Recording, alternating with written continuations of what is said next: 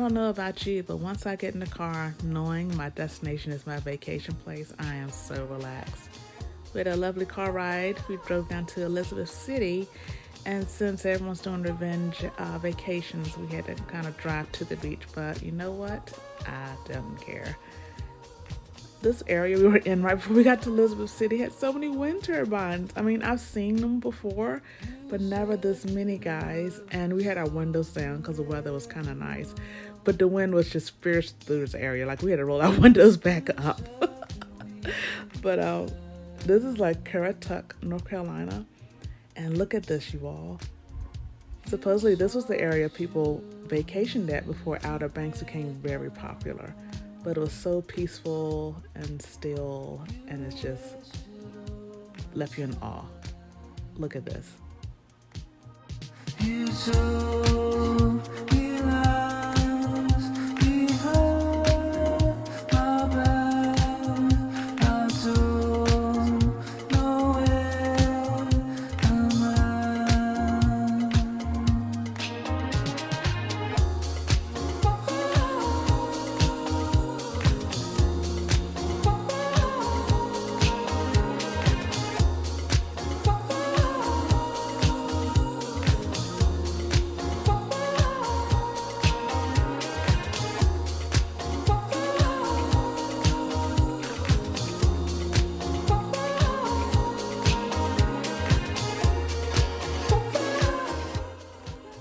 So at the Museum of the Albemarle, there were so many exhibits. I was really excited that they had a couple I wanted to see, and it tied into our vacation time.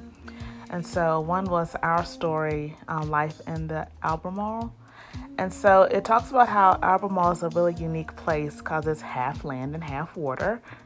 Once you drive there, you'll see exactly what I mean.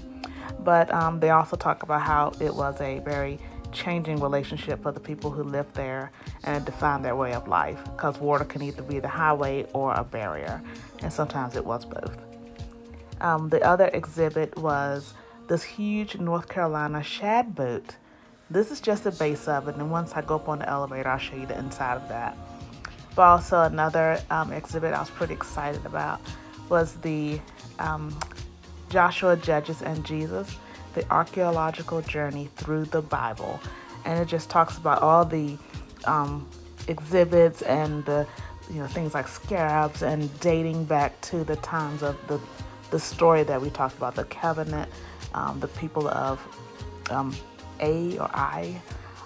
Just so many intricate details and just vessels, and it's history, folks. It's amazing. So, this is my thing in case you haven't noticed. I love museums. You learn so much.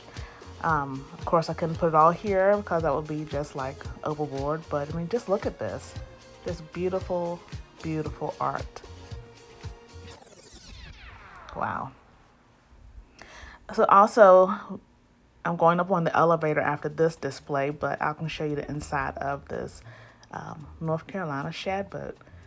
It is so detailed and it's so amazing. And just imagine being in the water with just this boat, and you have a specialized seaman just helping you navigate so you can do what you need to do.